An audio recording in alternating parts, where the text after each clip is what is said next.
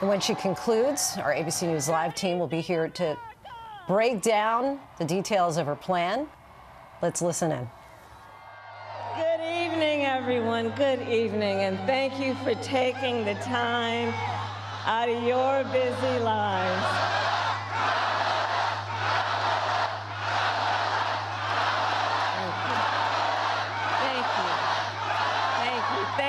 Thank you, everyone. So listen, 1 week from today, you will have the chance to make a decision that directly impacts your life, the life of your family, and the future of this country we love.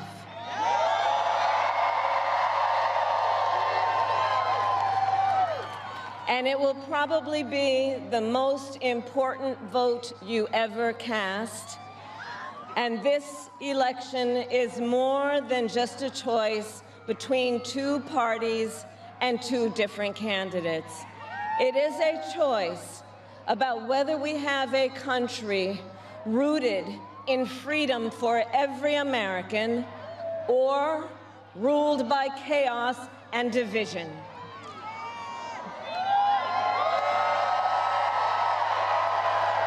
Many of you watching have probably already cast your ballots.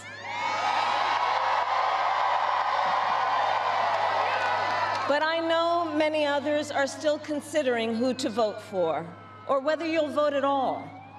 So tonight, I will speak to everyone about the choice and the stakes in this election. Look, we know who Donald Trump is. He is the person who stood at this very spot nearly 4 years ago and sent an armed mob to the United States Capitol to overturn the will of the people in a free and fair election. An election that he knew he lost. Americans died as a result of that attack. 140 law enforcement officers were injured because of that attack. And while Donald Trump sat in the White House watching as the violence unfolded on television, he was told by his staff that the mob wanted to kill his own vice president. And Donald Trump responded with 2 words: "So what?" America, that's who Donald Trump is. And that's who is asking you to give him another 4 years in the Oval Office. Not to focus on your problems, but to focus on his. And Donald Trump has told us his priorities for a second term.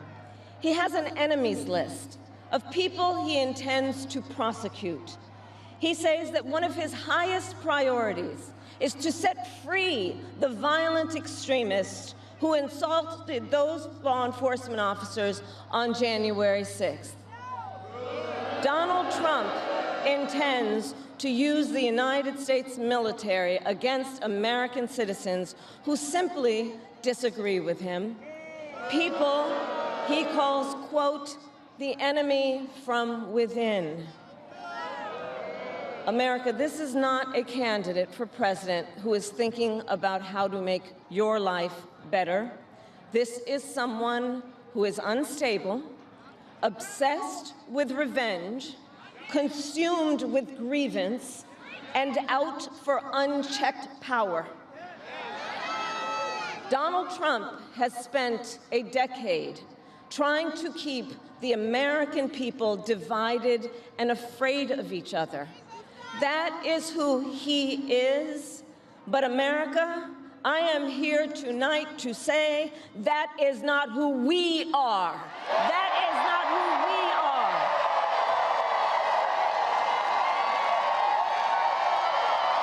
That is not who we are. You see, what Donald Trump has never understood is that e pluribus unum, out of many, one, isn't just a phrase on a dollar bill. It is a living truth about the heart of our nation. Our democracy doesn't require us to agree on everything. In fact, we like good arguments from time to time. Just think of your own family, right? It's not the American way to not have disagreements. We don't shy away from robust debate. In fact, we like a good debate, don't we? We like a good debate. And the fact that someone disagrees with us does not make them the enemy within. That's right. They are family, neighbors, classmates, co-workers. They are fellow Americans. And as Americans, we rise and fall together.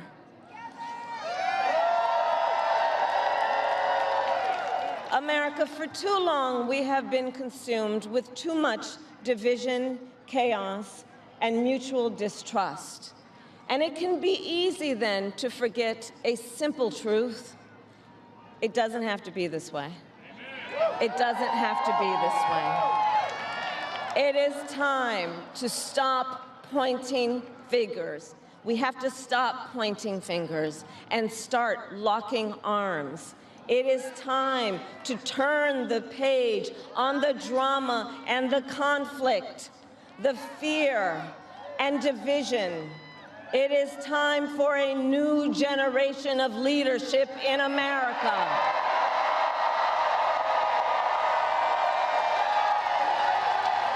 And I am ready to offer that leadership as the next President of the United States of America.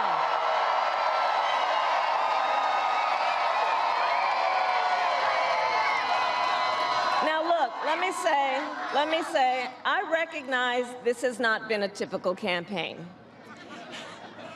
Even though I've had the honor of serving as your vice president for the last 4 years, I know that many of you are still getting to know who I am.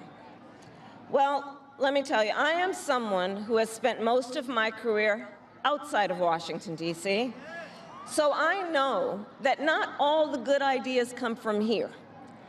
I am not afraid of tough fights against bad actors and powerful interests, because for decades, as a prosecutor and a top law enforcement officer of our biggest state, I won fights against big banks that ripped off homeowners, against for-profit colleges that scammed veterans and students, against predators who abused women and children, and cartels that trafficked in guns, drugs, and human beings. And I did this work because for as long as I can remember, I have always had an instinct to protect. There's something about people being treated unfairly or overlooked that frankly just gets to me. I don't like it. It's what my mother instilled in me, a drive to hold accountable those who use their wealth or power to take advantage of other people. The drive to protect hardworking Americans who aren't always seen or heard and deserve a voice, and I will tell you that is the kind of president I will be.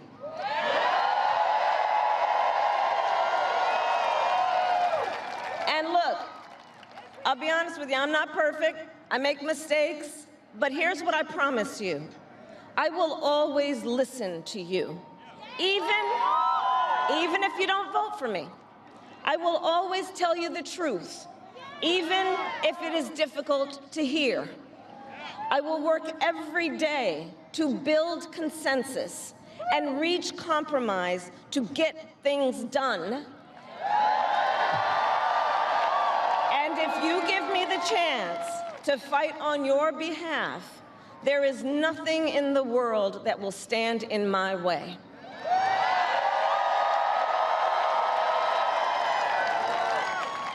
So look, in less than 90 days, either Donald Trump or I will be in the Oval Office. Okay?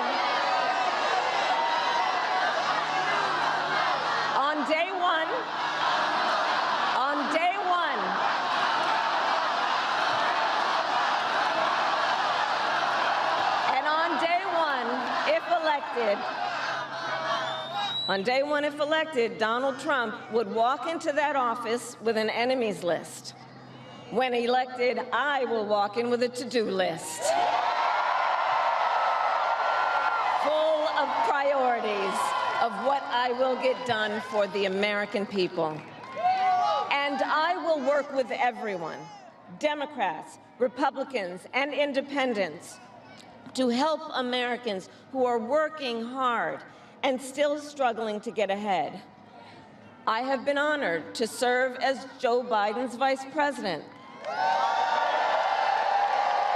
But I will bring my own experiences and ideas to the Oval Office. My presidency will be different because the challenges we face are different. Our top priority as a nation 4 years ago was to end the pandemic and rescue the economy. Now, our biggest challenge is to lower costs that were rising even before the pandemic and that are still too high. I get it. I still remember our mother sitting at that yellow Formica table, late at night, cup of tea in hand, a pile of bills in front of her, trying to make it all work. And I've heard from so many of you who are facing even greater financial pressures. Donald Trump's answer to you is the same as it was the last time. Another $1 trillion in tax cuts for billionaires and big corporations. And this time, he will pay for it with a 20% national sales tax on everything you buy that is imported. Think about it. Clothes, food, toys, cell phones. A Trump sales tax that would cost the average family nearly $4,000 more a year. And on top of that, you will pay even more if Donald Trump finally gets his way and repeals the Affordable Care Act,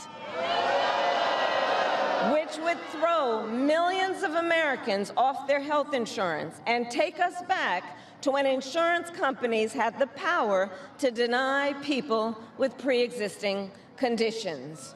Well, we are not going back. We are not going back.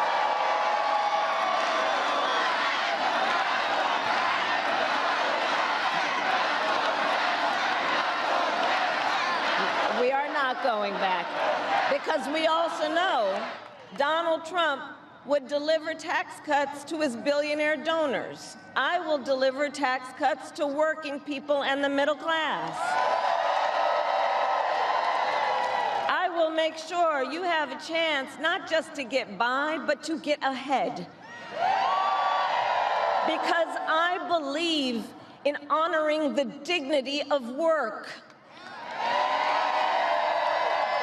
I will enact the first ever federal ban on price gouging on groceries,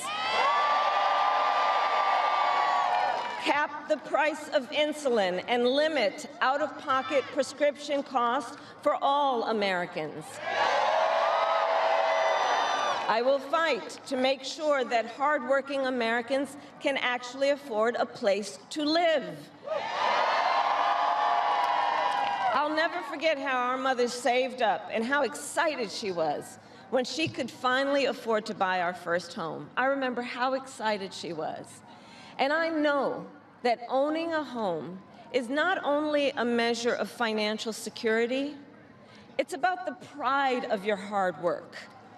And as president, I will fight to help first-time home buyers with your down payment, take on the companies that are jacking up rents, and build millions of new homes. For years, we have heard excuses about why America can't build enough housing. Enough with the excuses. I'm going to cut the red tape and work with the private sector and local governments to speed up building and get it done. And the cost of housing isn't the only financial pressure on middle-class families. I have met so many young people who have a natural desire to parent their children well, but not always the resources to do it. So I'll fight for a child tax credit to save them some money, which will also lift American children out of poverty. I'll work to lower the cost of childcare, which is out of reach for too many working families today, and for too many people in the sandwich generation who are raising young children and taking care of a parent. Juggling all of it is extremely difficult. You know, I took care of my mother when she got sick, cooking food that she had a taste for, finding clothes that would not irritate her skin, and understand, as I do, that caregiving is about dignity. It is about dignity. And currently, if you need home care and you don't have some money to hire someone, you and your family need to deplete your savings to qualify for help. That's just not right. So we're going to change the approach and allow Medicare to cover the cost of home care so seniors can get the help and care they need in their own homes. Now, Donald Trump has a different approach. He tried to cut Medicare and Social Security every year he was president. Look, I believe that when people have worked hard their entire life, they deserve to retire with the benefits they have earned. And I believe in the fundamental freedom of Americans to make decisions about their own bodies and not have their government tell them what to do.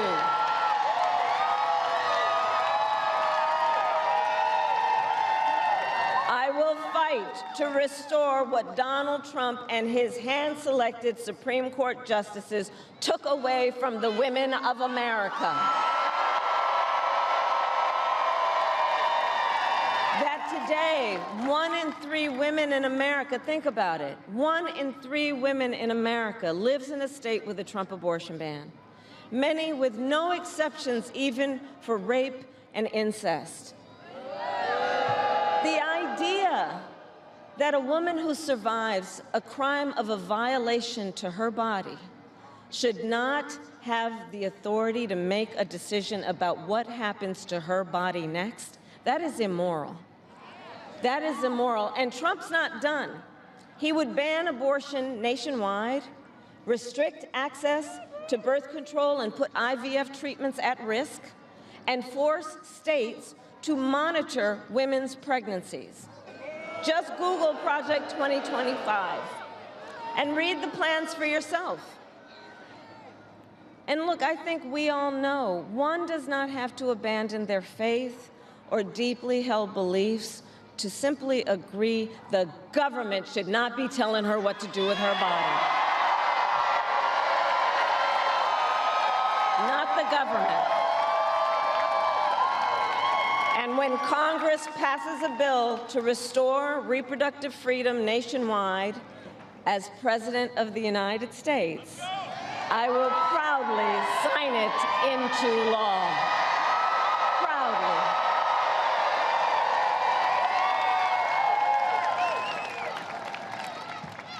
And look, on another subject, politicians have got to stop treating immigration as an issue to scare up votes in an election, and instead treat it as the serious challenge that it is that we must finally come together to solve. I will work with Democrats and Republicans to sign into law the border security bill that Donald Trump killed. When I was Attorney General of a border state, I saw the chaos and violence caused by transnational criminal organizations that I took on.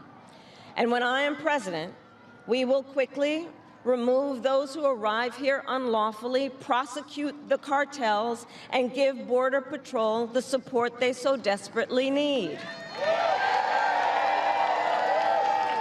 At the same time, we must acknowledge we are a nation of immigrants. And I will work with of Congress to pass immigration reform, including an earned path to citizenship for hardworking immigrants like farm workers and our dreamers. As Commander-in-Chief, I will make sure America has the strongest, most lethal fighting force in the world. Donald Trump, on the other hand, has shown his contempt for our nation's heroes, calls them suckers and losers, called a four-star Marine general a, quote, lowlife. I will always honor, never denigrate, the service and sacrifice of our troops and their families, and fulfill our sacred obligation to care for them. I will strengthen, not surrender, America's global leadership. And I will stand with our friends because I know that our alliances keep American people safe and make America stronger and more secure. Look, world leaders think that Donald Trump is an easy mark, easy to manipulate with flattery or favor. And you can believe that autocrats like Putin and Kim Jong-un are rooting for him in this election. I will always uphold our security, advance our national interest, and ensure that the United States of America remains, as we must forever be, a champion of liberty around the world.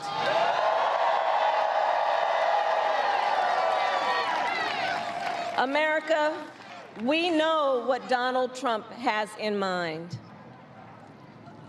More chaos, more division, and policies that help those at the very top and hurt everyone else. I offer a different path, and I ask for your vote.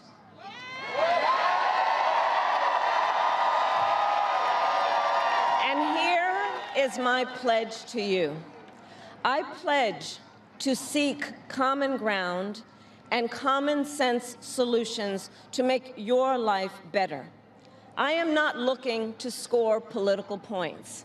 I am looking to make progress. I pledge to listen to experts, to those who will be impacted by the decisions I make, and to people who disagree with me.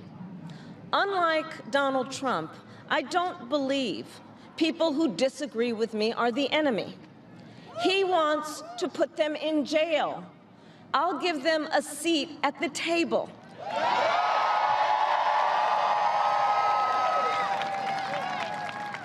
I pledge to you to approach my work with the joy and optimism that comes from making a difference in people's lives. And I pledge to be a president for all Americans. And to always put country above party and self.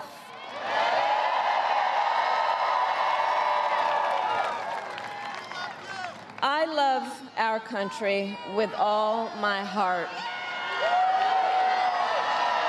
And I believe in its promise because I've lived it. I grew up as a child of the Civil Rights Movement. My parents would take me to marches in a stroller, where crowds of people of all races, faiths, and walks of life came together to fight for the ideals of freedom and opportunity. I've lived the promise of America. I saw how hard our mother worked to give her daughters the same chances this country gave her. Growing up, I was blessed to have family by blood and family by love, who instilled in me the values of community, compassion, and faith that have always defined our nation at its best. I've lived the promise of America. I've spent my life fighting for the people who have been hurt and counted out, but never stopped believing that in our country, anything is possible. I've lived the promise of America, and I see the promise of America in all of you. In all of you. I see it in the young people who are voting for the first time, who are determined to live free from gun violence and to protect our planet and to shape the world they inherit. I see it in the women who refuse to accept a future without reproductive freedom, and the men who support them. I see it in Republicans who have never voted for a Democrat before, but have put the Constitution of the United States over party. I've seen it in Americans different in many respects, but united in our pursuit of freedom, our belief in fairness and decency, and our faith in a better future. America, I know the vast majority of us have so much more in common than what separates us. I know it. And that's why I am in this race, to fight for the people, just like I always have.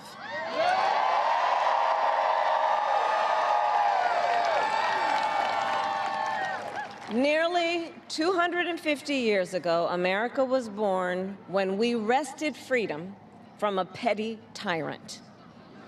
Across the generations, Americans have preserved that freedom, expanded it, and in so doing, proved to the world that a government of, by, and for the people is strong and can endure.